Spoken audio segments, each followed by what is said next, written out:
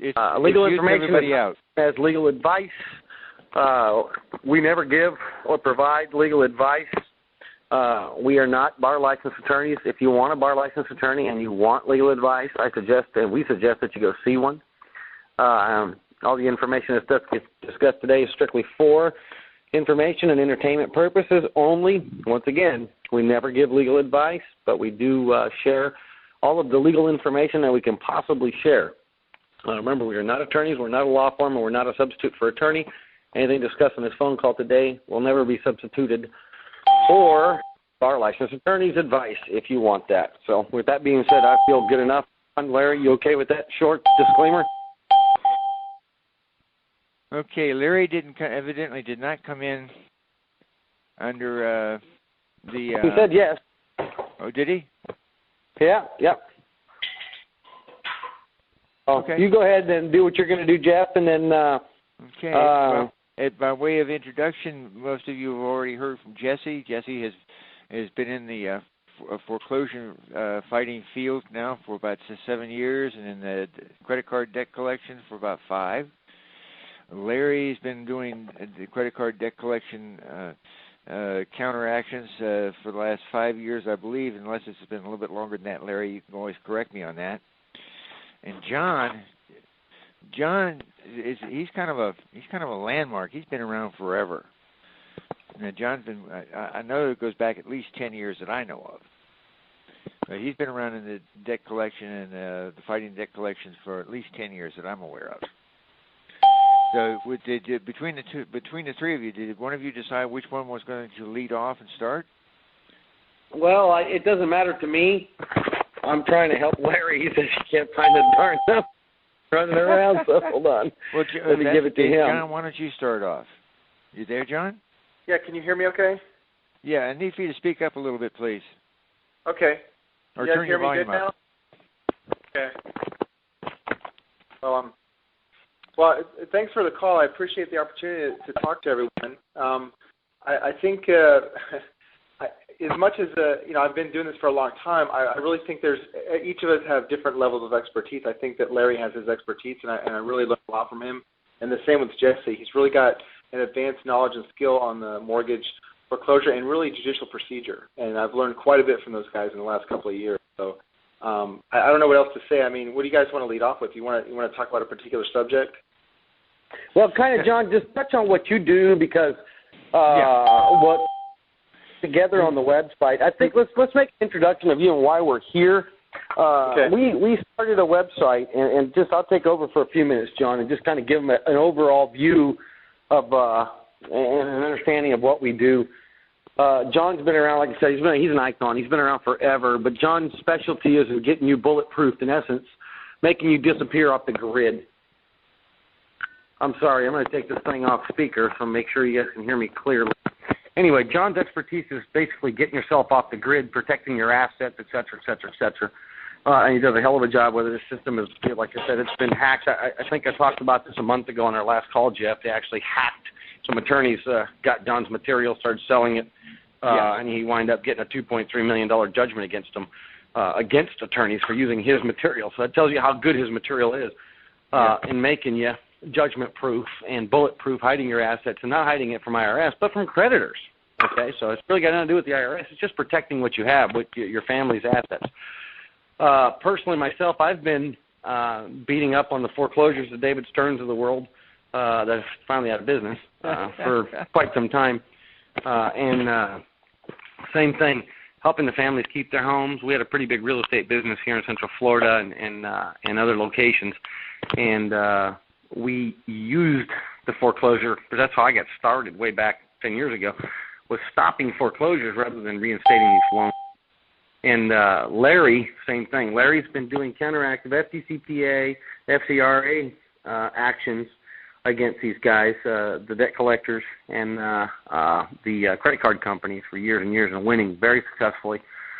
So what come to pass was, after months and months of in early 2008, it was, of seeing all these guys out there offering these administrative remedies, all these God, I hate to call them, but it's a bunch of nonsense. remedies that are out there. Families getting hurt. People calling me. I paid so-and-so $5,000. I've paid so-and-so $3,000. I got thrown out of my head. One client said, I paid this guy $3,000 last week. I'm literally on the street today. It was 7 days later. It was incredible. Wouldn't return her phone call, wouldn't do anything. I got really sick and tired of that, and what I was doing is handling a select few. I have about 500 active cases that John, thank God, helps me every now and then. We work together every single day in the office with some of the paperwork. And I thought, we got to get this spread out far and wide to give something back to the people that they can use. It's simple, that's easy to understand, and it's affordable. And the problem that we've seen to date is it continues to run rampant out there, these people getting ripped off. And it mind boggles me where people will pay $5,000 to still have to handle their own entire work. Matter of fact, I had a subscriber email today, and I'm not going to name the other site, obviously, but it was like $900 to join and $20 a month. And it's another one of those administrative processes, get your houses free and clear, all this nonsense. And I actually have a very good friend of mine, longtime associate of mine, that actually used that system, paid $3,500 and lost 2 houses to the system. and he's willing to tell you it don't work. Because people seem to forget that if you're using these oddball processes out there, that people are getting big money and giving these poor homeowners high hopes, if you have a bad judge who doesn't give a rat's behind about anything, he's going to storm right through you and all that paperwork. As a matter of fact, I have a very good friend of mine for using that administrative process who is serving right now, as we speak, 10 years in jail. He just got sentenced a few months back, and they went and picked him up, and off he went. And I can verify this because I've already given this name out. I guarantee somebody on this phone is going to know him because he was out there pushing this administrative remedy with another gal. And from my understanding is she's in jail too, but he's in jail. So this kills me, Jeff, and it kills John. John's a very giving guy. As a matter of fact, John, I don't want to toot your whistle, but, there was a big 60 Minutes deal with homeless children due to these foreclosures, and I forget, what was the guy's name, John? David Corfey. Yeah, David. And this guy shows up in my office Monday. I'm like, John, what the heck? Where'd he come from? He was on our news. He was on 60 Minutes just Saturday. And now all of a sudden he's at my office. Well, John and his wife ran out, bought him a bunch of gift certificates, gave him some food, gave him some money, his kids are barely enough to wash or brush their teeth. This is ridiculous. The news totally underplayed this. So it goes, it goes to show you the kind of heart that we come from and the honesty. We don't want anything from the guy. We don't want, it's here, man. You need to help, And so in designing this whole thing, it took us a little over a year. And I said, we got to be able, number one, to give them something that works. Number two, they can afford. Number three, that'll actually pay them back. And I know it sounds like I'm asking for the world, but our system actually works. So, knowing John, working with John for 2 straight years, every single day, knowing his family. I met Larry through another a friend of ours, a mutual friend, who's also very much active in the FDCPA, FCRA, et cetera, suits and teaches people how to do that. And I says, you know what, this is great. We're all local. We all can meet. We all can discuss cases. We can all do our research together. And I'm putting this together. This is my grand idea. I really need your guys' help and guidance on this so it'll come to pass. And sure, thank God it's come to pass. So, the way we did it is a small monthly membership, but it's not a big money up front. There's not something that we guarantee you this or guarantee. What we guarantee you is you're going to keep your home, you're going to stay in your home, you're going to stop debt collectors, and you're going to stop credit card companies. But the bonus is you get paid. That's the bonus, and people have a hard time understanding that. But our members, our active members, understand this, but you have to be proactive. So long story short, I'm going to cut it right there. I want you to, now that you have the understanding, is it helps you stop your foreclosure. It helps you stop credit cards. It helps you stop debt collectors, get you paid. And now that you've gotten paid, you've stopped all that. Now you know how John's system falls into play, which in essence bulletproofs you from all judgment. So you have 2 choices. You can use John's system, implement it, walk away from everything and say, the hell with you guys. I don't care. Sue me. You can't get a penny. Doesn't matter.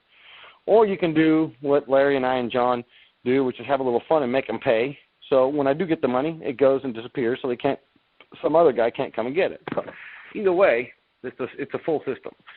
And I'm telling you that if you were to try to replicate this, and Jeff, you know this because you've been involved in all this in the past, and a lot of people on this call know you're going to wind up paying $5,000, $6,000, $8,000, $10,000 for this. And we said that we don't need it. We want the volume because the only way we're going to change this country and help these families in a mass is to make sure that we can make it affordable for everybody. But more than that we teach everybody how to get paid from these guys and how to put the hurt into them, because that's the only place that's going to put the hurt into them is in their pocketbooks, nowhere else.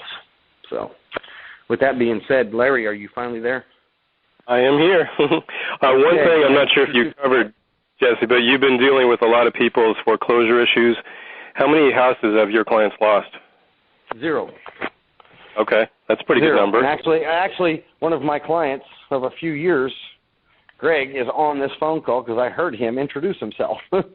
And he can vouch, and I'm sure Randy and several others are on this call that are some of my local and a few states away. Let's put it that way. That can vouch, and they're not setups. They're not people that I asked to get on here and do anything. They don't have to talk a second. You don't have to believe a word. But we have yet to lose a home. And as a matter of fact, in Greg's particular case, we're in an appeal now, and they've had to hire other attorneys because I did a 1.5-page brief is all. Larry knows my little famous brief, and all of a sudden they're running scared, and the court's giving them some orders, and they don't know how the hell to respond to it. So all they do is keep filing extension after extension after extension. And in the meanwhile, we're going to sue the hell out of the other attorneys. So, our system works, and that's all we can say. But, Larry, I want you to talk a little bit about what you do and what you've done and your success in the past. Sure, and I just want to kind of build on what you were just saying, which is that what you've done is kind of permanently delayed foreclosure. And you can probably keep on doing that year after year after year, but we're working on developing systems that are even better than that. We're actually going to get foreclosure cases dismissed and, the judgment and if you have one, or the mortgage just completely out of the picture. And again, we're not going to guarantee anything, at least not yet, but we're working on systems, and we think that these are going to be very successful. So as we develop these programs, anything that we know, we're going to put on the website because we want to share it with everybody. Basically, from my standpoint, as Jesse said, I filed a number of mostly cases in federal court and taken tens and tens and tens of thousands of dollars from credit card companies, from collection agencies, from credit bureaus, and these are particularly for violations of the Fair Debt Collection Practices Act, the Fair Credit Reporting Act, and something that we're getting into more and more right now is what's called the Telephone Consumer Protection Act, which is when you get certain kinds of phone calls, whether it be pre-recorded messages or phone calls to your cell phone, especially, or your home phone, especially if you're on the federal do not call list. But that's one of the things that we're really working on to try to develop systems that are, again, the key is to not only get these people out of your life, but to get them to pay you money before they do that. And like I said, I've collected tens of thousands of dollars so far in settlements and judgments, and I'm just getting warmed up. I've got a lot more defendants that I'm in the process of suing. I'll probably be filing myself some additional lawsuits as well. So this is the kind of thing that we really want our members to take advantage of. And as Jesse said, we're going to give you the information, we're going to give you the resources, and, we're doing the webinars, we're doing the forum, but you got to be proactive. And one of the things we really want to emphasize is this can be a lot of fun if you know what you're doing. And you start, changing your life and getting money in your pocket, and that's the goal, and that's what we want all our members to take advantage of.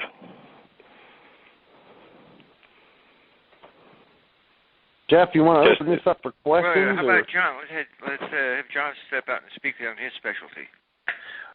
Well, I can speak on mine. I can't touch what Larry and Jesse's done. That's awesome. But what I've done over the years is I just avoid controversy. So for years I thought I could be a smart guy and go in there and try to argue collection cases, and it doesn't work that well. So what I decided to do was just create the same debt scenario that the banks were creating against people that I was helping. So, for example, if Citibank sues you, you get the judgment lien, they can garnish your wages, and so then Discover can sue you, and then when Citibank is finished garnishing wages, Discover can then garnish wages, so they have to wait in line. So when I realized that, I decided I would just create a lawsuit, judgment lien, and put that in front of every creditor in the world and keep it there forever because it's a friendly debt. And so that's the system I set up. It takes about 3 months to put in place. And then the other people that don't have wages, if they have cash in the bank, we can avoid the bank levy even from the IRS by simply changing the relationship that the people have as a signer on the account from, like you normally have, a personal signer on the account. We change that to a corporate account so that the signer does not have exclusive rights. So just a couple of changes to your relationship to property and money is enough to preclude the entire world, with very few exceptions, that is, from taking any of your property. So I just put that system in place, and it's just worked so well over the years. It's just worked really well. Very good. Thank you. Mm-hmm. So at this point in time, you guys, did you want to open it up for questions and answers? Yeah, because we want to limit this call tonight. Last time we were on this call, it was 4 hours. So that'll give them about an hour. We want to wrap it up around 9:30 or so. Okay. So for those of you who have questions, press *2 and raise your hands, and you will be recognized. And it'll probably take a moment for the board to populate. So just press *2, and so that it'll raise your hand, and I will recognize you.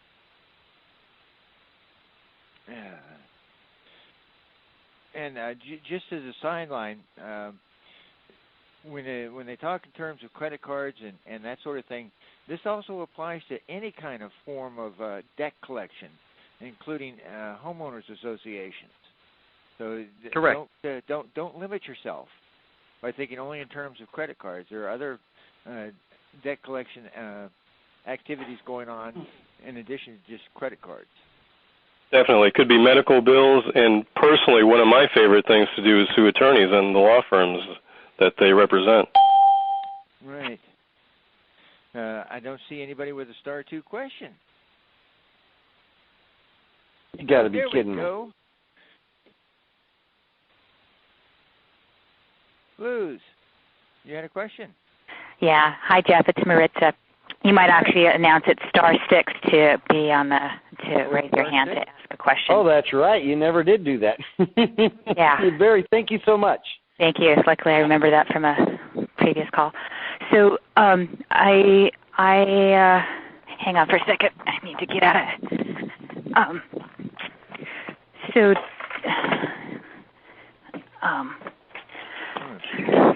Sorry, I had to get out of earshot. So I am facing a judgment on a credit card that's fairly small. If it proceeds as a judgment, whatever your process is will be effective for that as well? Absolutely. But why are you facing a judgment? Where are you at? It's a credit card that I haven't been able to pay. No, I understand that, but you said I'm facing a judgment. Have you been served on it? Have you been to court already on it? I haven't been on court. Court case is coming up on Monday. And okay, so you've been served. Have you answered it? Have you done anything? I haven't done anything with it. Okay, yeah, you need to. When did they serve you? In February. It's within. Okay. Has it been more than 20 days? Yeah. Yeah. Well, it doesn't matter, Larry. As long as you haven't had a default from the clerk, if you hurry up and you just file a simple motion for an extension of time. I tried. I'm not. It's too late to do that. I tried to do that last week. Not too late. Did the clerk default you? Yeah, it's too late. I even went to those self-help legal. You can get it set aside. It's okay. Yeah, absolutely. You need to file a motion to set aside the default judgment. What is the hearing on Monday that you're facing? It's a motion where the attorney he's asking for a motion for judgment. Is it a motion for summary judgment or default judgment? Let me pull it up. It sounds like small claims where they don't use the word summary. Yeah. They say motion for judgment. But we just did that for another client. We filed a request for leave to answer out of time. That's the language. Correct. Yeah, it's civil. It's not small claims. All you do is say you have a meritorious defense, and then you ask. In your case, I don't know if I'd ask for more time. I might just go ahead and answer. It's a personal choice. I mean, Jesse might have his. It's a notice of motion and judgment, memorandum of points and authorities, declaration, and. An affidavit will overcome their statements. because they have no real affidavit, no competent fact witness? Well, he also includes an agreement that I had signed last year. Is your signature on it? Yeah, a payment agreement that I ended up breaching on. Is it dated? Is it dated? Yeah. Okay, and that's the original signature? Yeah, I mean, it's a copy of the agreement, so. But it's a copy or original? It's a copy. Well, then how do you know that represents the original? Yeah. Can you testify under penalty of perjury that that copy is an exact copy of the original document you have signed? I looked at it. I'm not going to argue. I signed the documents. Well, it's not a question of arguing. It's a question of making them prove their case, and I'm not trying to be antagonistic, but don't help them win their case, and that's true of any situation. But you still have plenty of recourse, and even if you get a judgment against you, which obviously everybody hopes you avoid, you still have recourse by suing the attorneys, by suing if there's a collection agency involved. They've almost certainly, I've never seen an instance where debt collectors have not violated the Fair Debt Collection Practices Act. I've never once seen it. Yeah, the whole system is antagonistic. You always want to deny, make them prove their case. If they come with a copy of an agreement, say, that's not my signature. Make them prove it. Or I can't identify that as a copy, exact copy of the original. Right. You never give them the case. I mean, you could give them the case. I don't see what's the point then. Why do you even try? You can look at it that way. I like to look at it in terms of risk. What's at risk? Wage income and bank account cash, right? Mm-hmm. So then you just take the steps to protect that, and it doesn't matter. And don't even look at that particular account. I like to think that, imagine if you got sued for $1 million tomorrow, right? So just prepare for that. Then who cares about $400, right? And then, like Larry said, go after them, make them pay. So what does your process entail? Well, you set up the same type of debt that they're trying to create. Whether or not they get it's irrelevant. You put your debt in place, and then you put it in front of theirs, which is a procedure, filling out forms, and then that will block their ability to garnish wages. That's what they're wanting. And that's what they would go for. They would also want to go and take money out of your bank account. Mm-hmm. And so that takes about an hour to fix that. Mm. So that way you're not, it's not so much about the debt. It's about their ability to collect on it. Mm-hmm. So while they're not able to collect on it, you can collect against them. Mm. And that's by setting up a debt against them for the same amount? Yeah. Well, not necessarily the same amount. It could be, if they violated the Fair Debt Collection Practices Act in any aspect in their collection of this alleged debt, then that's actual damages that you've gotten or that you've that they violated. In other words, you can claim that in either a counterclaim in the lawsuit that you're facing right now, or in a new lawsuit that you file, which you can do either in federal or state court. Or both. Yeah. Yeah, you can do both, actually. If depending on your state, you may have state statutes that are similar to the FDCPA, and we think probably all of them do. So in your situation, like John said, there's certain defensive things you can take, but at the same time, we strongly urge people to take offensive action. Okay. And, all of this is part of our system. And so what kind of violations do you look for? Well, there's a whole long list of them. I mean, if they've attempted to collect any amount different from the actual amount of the alleged debt, if they've tacked on interest or attorney's fees that were not in a contract, even assuming that you had a contract, mm-hmm. If they've called you on your cell phone or home phone and either lied to you or tried to intimidate you or harassed you, those are violations. There's any number of things. If they've sent you, for instance, a collection letter and you've responded, and this is something we strongly encourage you to do, within 30 days, if you've sent them a dispute letter, then they're obligated to validate that debt before they proceed with any collection activity. Okay. So there's a whole long list of things under the Fair Debt Collection Practices Act. And like I said, I've never seen a situation where they have either clearly violated or at the very, very least you can make a plausible claim that they have violated the law. Okay. And if you don't mind me asking, this is Jess, how much is that judgment for, the amount?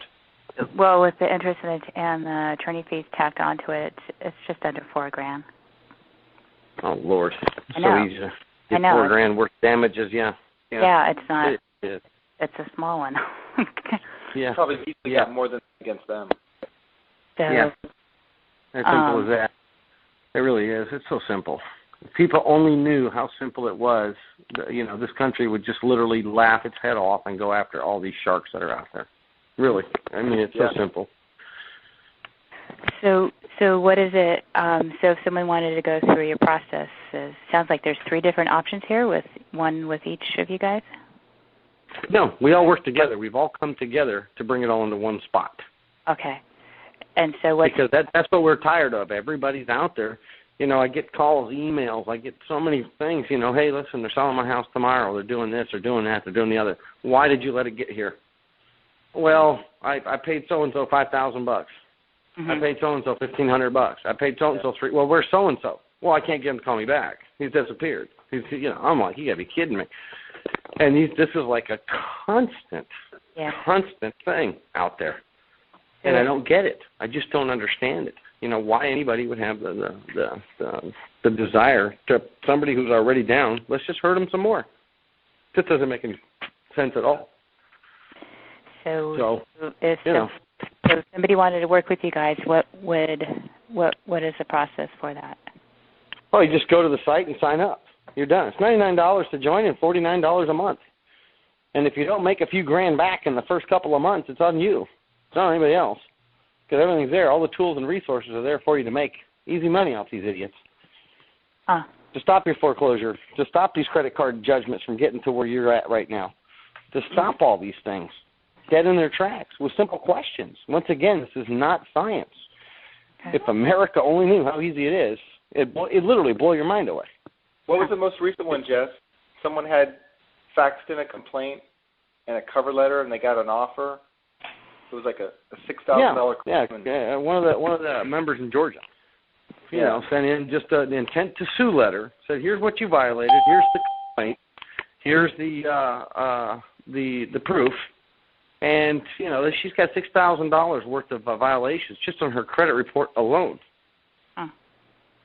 Yeah, they want to settle because what defenses do you have? Did you pull my credit? Yes. Did I give you permission? No. Did I apply for credit with you? No. What are you doing in my credit report? Yeah, okay. Yeah, he's done that. Does that make sense? I mean, you see what I mean, how simple this is today? I'll give you an example. One of my big cases, Larry and I were kind of laughing our heads off today. The attorney herself sends me a credit report as evidence. Well, guess what? Who gave you permissible purpose to look at that credit report? So now I'm suing her. So now I told her today in the email, I'm going to sue you, and it's going to separate you. Now there's a conflict of interest from your client. So I suggest your client hurry up and try to settle. That way I don't have to go there. So do you see how easy this is? Yeah. So what's the website? Marissa? Yeah? The email contained a link to take you there.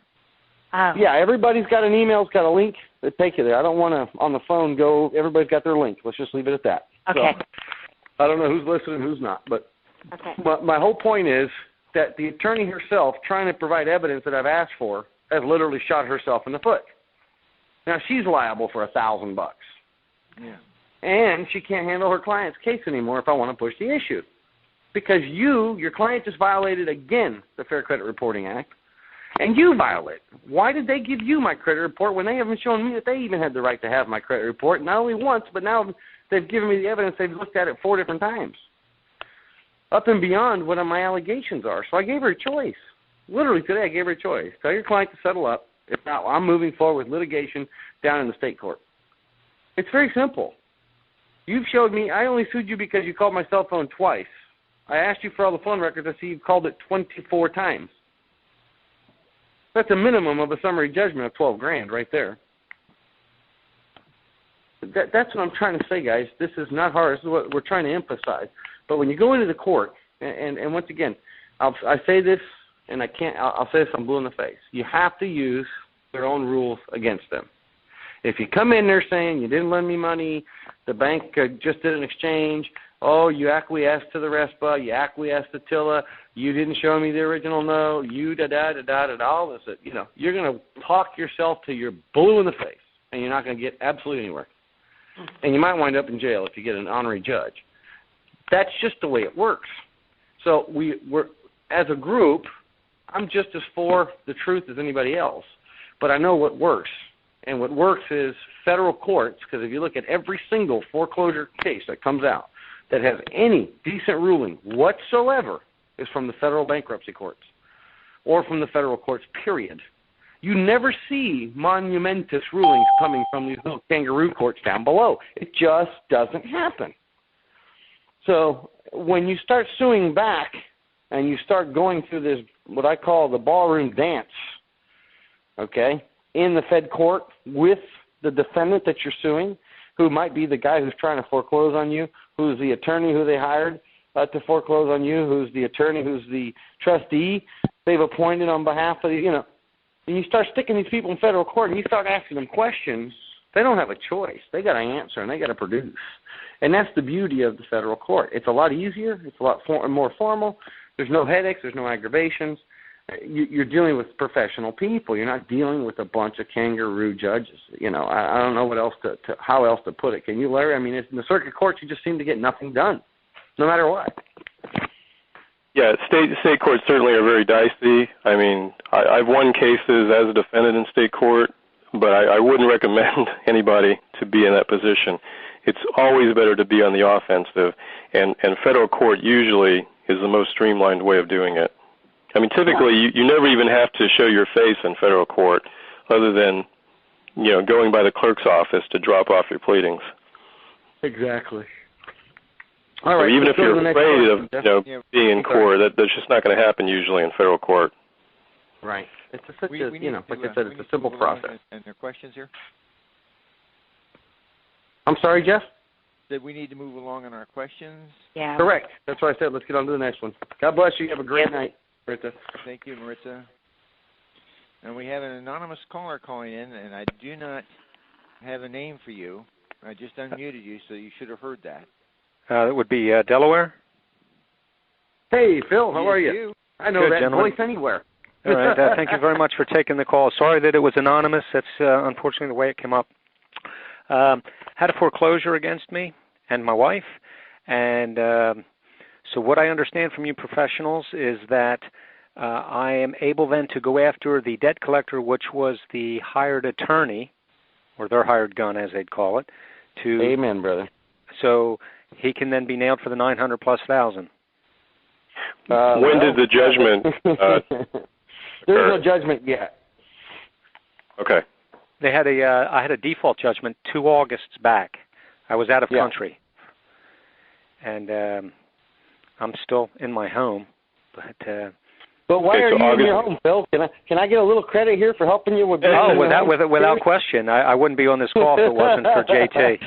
If Jesse and his organization and his associates and also his friends in those other states that he talked about had never put me in contact with Jess, then I certainly wouldn't be on this call at this time or in my home. And this is my home, and I intend to keep it. Amen, but brother. I'm also willing to share the money that is returned back out of this process back to Jesse's organization or an organization that can assist other people as well. So from what I'm understanding, I'm able to keep my home, remain in my home, and be able then to go after the hired gun or the attorney or the debt collector, because that's what it tended to be, and go ahead and collect. And the servicer also. Phil, never forget that the servicer or the alleged bank. Yeah, the servicer. We'll go with you. Yes. Yeah. Has no right to foreclose. And I found something today that I gave to Larry to read. I don't know if you read it, Larry, on TILA. Just a little quick, juicy little part of TILA. Obviously, the Helping Families Save Their Homes Act is one that's very juicy. But there's another little section of TILA there that a lot of people, I've never even seen an attorney discuss it. through my reading today that once again my diligence that I went through. But a servicer cannot foreclose. Okay, and this was April of 2010's Federal Reserve interim final rule under Reg Z. Yeah, that's correct. Okay, and it's regarding transfer notices, and at the end of the day, the notice must be given obviously within 30 days of the transfer of the new owner acquiring a loan. The acquisition date deemed to be the date that the acquisition is recognized in the new owner's books and records. And it goes on to discuss that basically a servicer has no beneficial interest in a loan. The servicer has no ownership interest in a loan, so a servicer cannot foreclose on that loan, period. Well, you made another key point, and I read through it too, and I think there's some very interesting law here. But it states basically that the owner of the loan or the note or whatever has to notify you of its ownership. Yes, that's right. Well, that's under the contract. That's under which I don't like to call a mortgage contract because it's not. The mortgage, it's under the mortgage, Section 20. It's under your note, and it's under, obviously, RESPA, and it's under TILA. So you've got them coming and going, Phil. It doesn't matter. So it never places it under securities, though, right? Yeah, and especially if it's securitized, then they have real issues because even the trust, for instance, the trustee is suing on behalf of the trust owners, correct? Well, under your pooling and servicing agreements, they have no knowledge of the underlying facts of anything. As a matter of fact, they're forbidden from knowing this information, who the owners are, what their interests are, et cetera, et cetera, et cetera. So they come into these courtrooms as, Bank of America or Deutsche Bank or any one of them as trustee for certificate number, whatever. Well, you can't do that. You can't do that. It's very simple, and you can kill them really, really quick, and you can hit them under the FDCPA immediately under the acts. You kill these people dead in their tracks. So for the simple fact. So you're saying I'll be able to keep my home, go after the gunslinger attorney, debt collector? I can never guarantee anybody you can keep your home. I understand because, that. Like I said, rogue judges. You've been there, Absolutely. done that. Yes. Okay. You can. Nobody can look into the future, but I can sure tell you that you're going to come in and get them, and they're going to be really, really under a pickle when you start asking for documentation that they can't provide in that federal court, and they better provide it because the federal court ain't going to tolerate that nonsense. Just the servicer also then can be tagged for the same amount? Absolutely. Okay, so and the Supreme Court says now you can get actual monetary or not only the statutory damage but punitive damage too. Right, and then the purchaser of that original mortgage, I believe they're somewhere in Japan right about now, so that would be all wet paperwork. Yeah. So there's a lot of issues there, Phil. Yeah, there's a lot of issues there. Right. You haven't tapped. Obviously, together we stopped your foreclosure for 2 years, but the reality is that you haven't tapped the suit going after these idiots. Correct, absolutely, which I want to work with you guys. I definitely want to work with you guys on that, and I thank you very much for taking my call and assisting all the people that you gentlemen do. Thanks. You. God bless so you. One more thing, and this is important for everybody to keep in mind, is the statute of limitations. For Fair Debt Collection Practices Act, it is 1 year. So any action that they've taken within the last year to attempt to collect an alleged debt would be covered, but nothing beyond that. Now, you may have state laws. For instance, in Florida, you've got something similar to FDCPA, which goes back 2 years. But even if it's something old, and this is something that we're working on right now, is a process for vacating void judgments. And that's a lot trickier.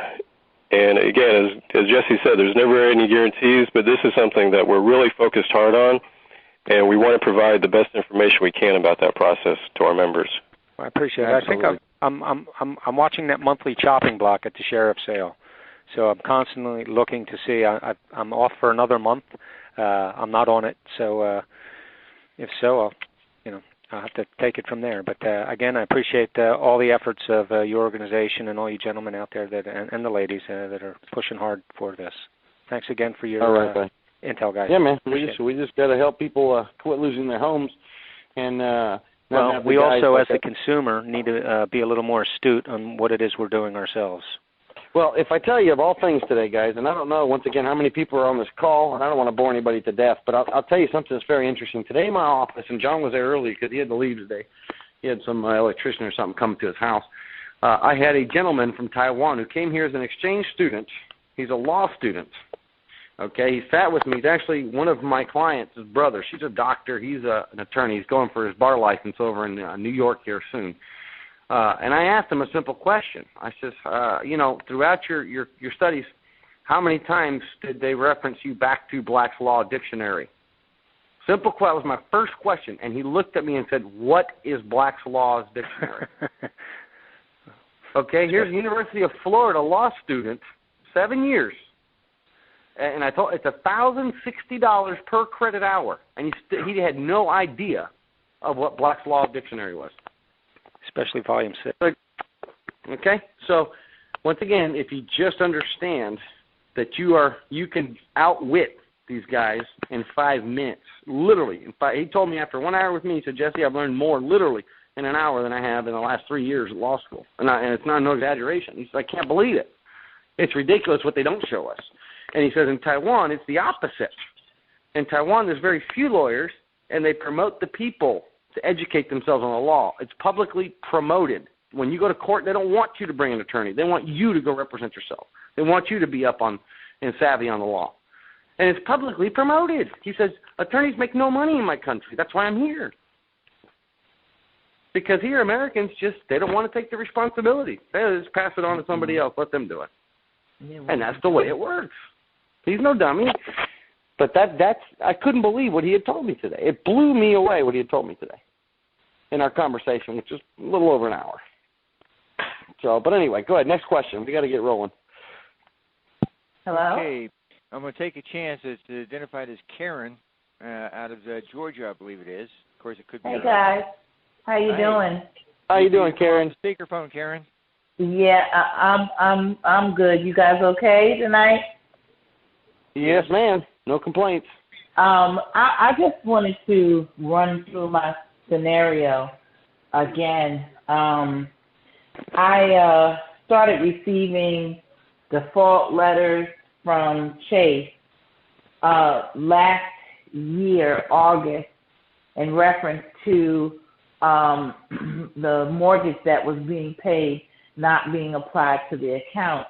Now, the backstory or sidebar to this is that I'm disabled, and my mother, she's been helping me for the last 7 or 8 years with this mortgage, and she pays it faithfully on the 1st or the 15th every month. And so I knew the payments had been made. When I got this situation, came to my attention, what I did, I went down to the bank, and first let me stop here and say that those people at the bank, they are just people sitting there working. They have no idea about your mortgage or what's going on, and the only thing that they can do is make a 1-800 customer service phone call like what you can do, except for give their ID number. I asked them what the story was. Every time we call customer service, we got 6 different scenarios. But the bottom line of what they did was they projected my escrow account. I'm disabled, as I stated. My escrow, my property taxes have not changed in the last 5 years. And so instead of taking one property tax payment, they paid one and projected the other, which put my escrow account into the negative. Then from that point on, all the payments that she made were going into suspension because they never applied them to the mortgage payment. So everything was always behind. So now what they have is they started harassment by sending me the letter of default, and every other day or so I get a UPS truck or a FedEx truck. The last one I got said to me, this is the final notice for a modification package. They are harassing me into modifying the loan. When I filled out a modification package in September, and they denied it out and outright. They didn't put me through a trial period or anything. They just denied it. So now I've got 4 or 5 or 6 envelopes with modification package in there for me to sign and send back because they want me to recontract, and I'm not going to do that. I've sent out qualified written requests to every address that was harassing me, and I wanted to know, as a preemptive strike, what is the next thing that I need to gear down to be able to do preparing for. Okay, Karen, I'm just going to jump in real quick, and Larry, you can take over from there. But did you guys read, or are you an actual member? I am a member.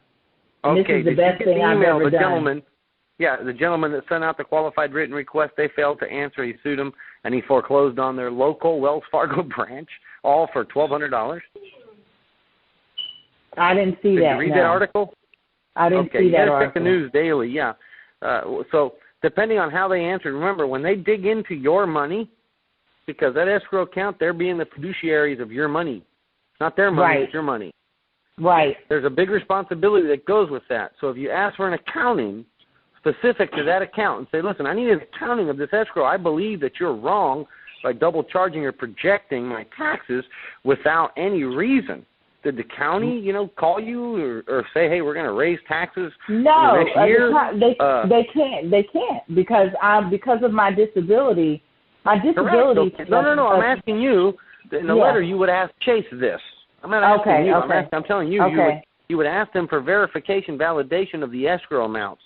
Okay. If they don't come back with some legitimate answer, and you tell them, listen, I'm disabled. My taxes are never going to change. If anything, they'll go down, okay? Why did you project this tax and take this money and mess up my entire accounting? Now you're refusing to take payments. So what happens is once you do that and they don't respond, and I don't know if they've responded to your existing ones that you said you've sent out. No, they haven't yet. How long has it been? It's not within the 20 days. I sent the first. I sent them all about a week ago. Oh, okay. Well, just wait. Just be patient. But, I think I discussed this before on one of our weekly webinars that we need to stay diligent on top of this because if they do not and they fail to answer, number one, obviously FDCPA, but you got TILA arrest, but you got all kinds of damages that go there. And now on top of that, you're going to have punitive damages. Because you're handicapped, this is stressing you and your mother out. You don't need this kind of stuff. I'm totally stressed out, yes. Exactly. So you don't need this kind of stuff, and if you do it right, and they're without fail going to screw up. Do you not agree, Larry? I agree. So if you do it the right way, you're going to put them in a corner. Okay, so right now, just wait for them not to reply. Is that what I mean that you wait for them to reply or not reply, whatever it may be, but you should assume they are not going to provide you with the right answers and the right resolution of this issue. And you should be, hopefully, ready to sue them or at the very least threaten to sue them. And it could be for violations of RESPA, the Real Estate Settlement Practices Act. It could be for TILA, which Jesse was talking about before. It could be FDCPA. It could be Fair Credit Reporting Act. It could be all of them. All of it, yeah. Absolutely. Okay, so right now what I'm doing is just being prepared to take them to court, and that is federal court, right? Yeah, because everything that we just talked about, the 4 laws that I told you are all federal laws. Now, in theory, you could sue in state court for this stuff, but I guarantee they're going to remove it to federal court, so you might as well just start there. That's where you're going to end up. And I don't have to wait for any of this. I can just wait for my time factor to go through, which is the 20 days for them to respond and the 60 days for them to actually answer those requests. And once they have not done that, then I can go and strike first. Yeah, you can absolutely strike first, and keep in mind it's a very easy process to amend a complaint, especially in federal court. Okay. So even if they violate during the course of the lawsuit up until a certain time, which could be several months down the line, you can amend your complaint to add in those additional counts. Okay. Well, I'll do that. Well, I'll be on the webinar with the lawsuit filing because that's what's coming up tomorrow, I think. Right. Yeah, I'll be doing a webinar on filing of a lawsuit. Yeah, to understand that process better, because in the other subsections, taking their money on the creditors and everything. I've been working with that as well. I did send out an intent to sue letter, and I honestly lost my nerve when it came to, I had to get down there right away because it was one that I found where the statute for Fair Debt Credit Practicing Act was running out. But I did hear back from one of the ladies at the collection agency. I don't feel I'm up to par yet or as experienced enough to speak with them, so I did give her my email address for us to correspond that way. She did write me back and say that she was going to investigate the matter to look, so I anticipate hearing something from her tomorrow, and if not, I will respond to her in kind and tell her that I am going to file suit, or just go down there and file it. Yeah, because tell her. exactly. Just make it clear, Karen, right? Statute of limitations running out. I'm going to have to file the suit, and you're going to incur more charges, but I have to do it because if not, I'm going to lose my remedy, and you can't do that. So no matter what, right. you got to make sure you stay diligent. That's all. And when you Karen, did you see that I responded to? Hold on a second. Did you see that I responded to your forum question today about that very issue? I did. A few minutes ago. Okay. A few minutes ago. Yes. Oh, okay, so good. That's what I'm going to do. You're just about to file. You haven't exceeded the statute of limitations. Is that correct? For the FDCPA, I did, but the FCRA, I have not. And so, okay, well, you should be fine on FCRA because that goes back at least 2 years, if not 5 years. I'm fine on that. So, but what I wanted to say was that, one of the things that I found the helpful for the things that you tell us all is to personalize these letters according to our own situation. I picked one of the intent to sue letter templates that you had out there, and I did just that. I personalized it. And at the bottom of it, I did make aware of the fact that I was disabled. And there was a human interest story article printed about me in the state of New Jersey. And I copied that and put it in there just to tell them that I just want to let you know who's showing up to court. I am a lady who has had brain surgery in the month of March. I had both my legs amputated below the knee in the month of June. I had my right hand amputated in the month of July, and 4 fingers, 2 fully and 2 partly, amputated on my left hand in the month of August. This all happened in 1992. I had a very rare vascular illness that people say if you live, you only live 1 to 5 years after that, and this was 20 years ago. So I just wanted to let them know who would be showing up to court. I drive, I type, I do all those things, run a house, take care of my son. He's grown, but he's still back home. I run a household, chief cook and bottle washer. But my intent is when I go into court, I will not have my legs on. I will be going just as I am. There you go. Well, good for you, Karen. And I hope you live another 50 years and make these people's lives miserable like they've tried to make your life miserable and a whole bunch of other people. I am. I'm going to start getting my documentation ready for when I don't hear from them. And I'll be on the webinar tomorrow to listen about the lawsuit process, actually, so that I'll know what to do. Some of the things I already listened to. And I just want to, and I thank you for answering my question, but I also wanted to tell you guys, for anybody that's listening that's not a member, for me, everything I do, I have to calculate because I live off of Social Security disability. But that $99 and the $49 payment that's coming up is some of the best money that I have ever spent. It's just like that young Japanese man said, that we rely on other people. We don't dig into information for ourselves. And what the government, I think, and these agencies and these loan people and banks bank on, the reason why they are so successful in doing the things that they do is because we are not going to investigate it ourselves. We're not going to find out that there are penalties written in TILA and RESPA and the Fair Debt Credit Practicing Act. We don't know anything about it. And I have been telling everyone I can possibly tell about what you all are doing, and I just want to say a resounding thank you. Well, thank you so much, Karen. We appreciate that. And that's the whole intent, is to empower people to get out there with real information, real results, that everybody can afford. And I encouraged everybody last week on our webinar, listen, if you know somebody else and you're a member, grab that person and help them out. Do not let them go homeless. Remember, they got kids, they got family. Do not let that happen. So we encourage that too.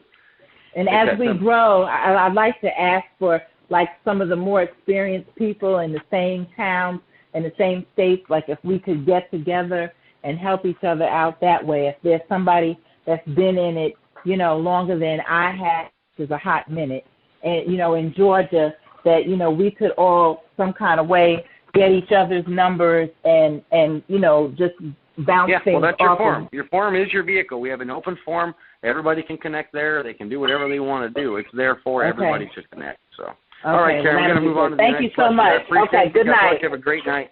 Okay, you too. Good night. We'll talk to you tomorrow. Okay, sweetie. Okay, honey. All right, bye-bye. Jeff, next question. A number of people have fallen off the board, so it's press star 2 to raise your hand so that you can ask your questions. Well, if we're out of questions, I'm more than happy to cut it short. Obviously, it's almost the top of the hour, so it's not going to hurt my feelings any. Okay. If that's what you wish to do. Well, I don't see any more. Do you see any more? You actually have the board. I do not. I have the board. Wait a minute. We got Bob. Bob has a question. Hey, guys. How you doing? Good, Bob. How are you, sir? All right. Hey, my question is this. I've been working with Jeff for a while, and he's steered us to you guys, and I've been trying to do some homework and so forth. My question basically is, we have a construction loan that we never got finalized.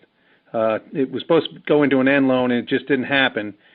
Since then, they've started a default complaint against us and got that in New Jersey courts, the local superior court.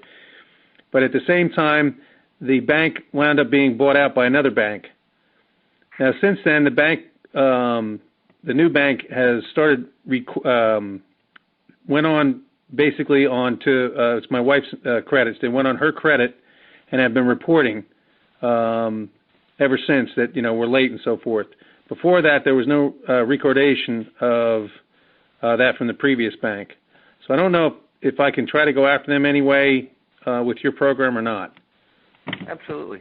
Listen, Bob, and I'm going to let Larry answer that question for you, but they're already in violation of several things. But listen, our program, there's nothing that you can't go after these people for. So never doubt that there's resolution with the program. Never doubt that at all. Okay. No matter what the situation is, you always have a remedy. Gotcha. That's all I'm going to say about that. So people have to understand that using their own rules against them is enough. You don't need to come up with all these crazy things. They screw up on their own. So I guess I would use the collecting terms, or how would you fashion that? FCRA, you got RESPA in there, you got Reg Z. You've got several violations already in there. Gotcha. Real quick, Bob, so this was a personal loan for your house, is that correct? It was a construction loan, which we built a house. It's Dr. LeConte, yeah. It's the same thing with Dr. LeConte. Chase Bank gave him a construction loan. They were supposed to turn it to a perm loan from $2 million. The house depreciated to $1 million. He was paying $18,000 a month mortgage. He was down to 10, and the thing just dumped. They never did follow through with the loan. They couldn't do anything because the house lost all its value, et cetera, et cetera. And I've had him out of foreclosure since August of 2008, I believe it is. They haven't been able to do anything. As a matter of fact, they haven't even heard the motion yet. So, Interesting. Bob, did you say the loan did go through completely or did not? No, what happened was we finished the house. We were looking to go to the end loan in New Jersey. You have to have an end loan before you can get a construction loan, and they didn't guarantee us that, but that's what they were supposed to do, or they were not allowed by New Jersey state banking law to give out a construction loan. We got to the end of the loan. We wanted to go ahead and get a permanent loan, and they said our house is underwater, and that's the reason why they wouldn't do it. And at the same time, they were being bought out by another bank because they had a large cachet of loans that were not working. I think they were going to go under.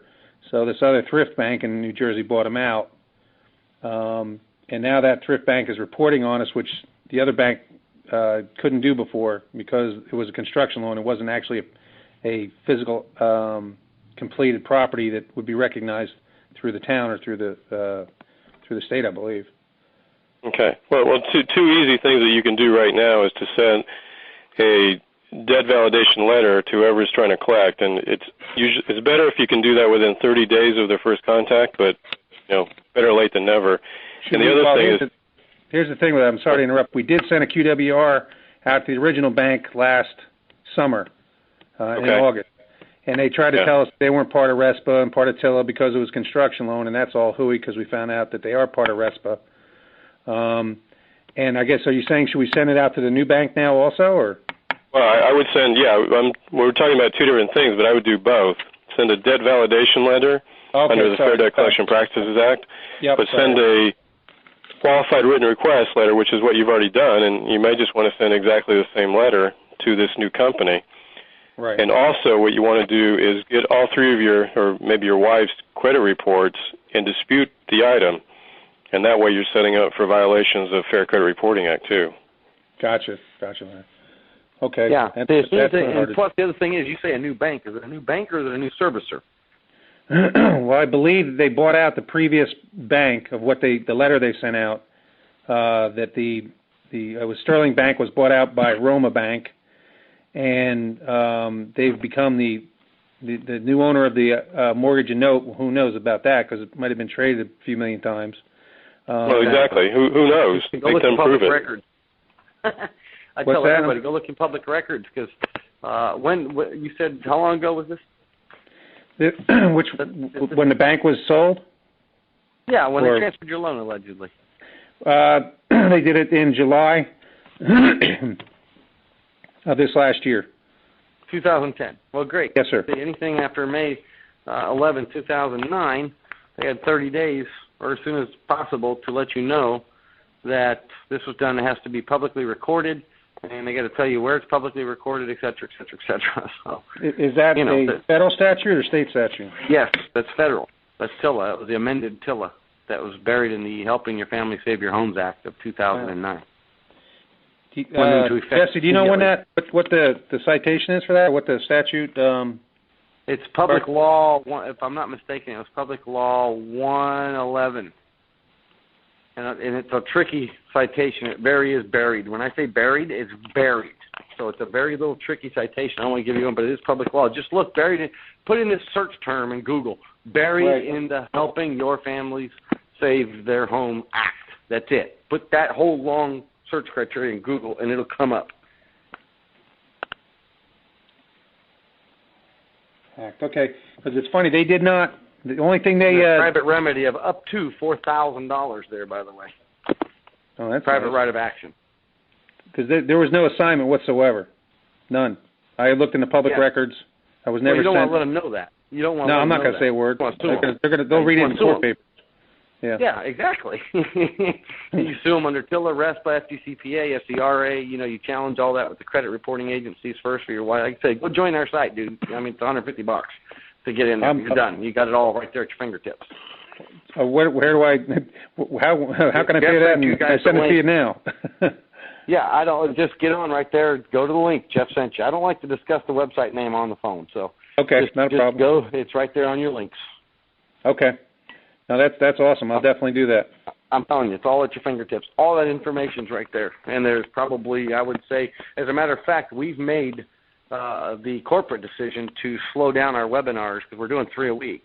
It's overwhelming people. It's too much information. So there's such a backlog of webinars. We keep tabs on where people go, and people are listening to the webinars 3 and 4 times after we give the webinar because it's just too much. They can't get it. It's just too much information.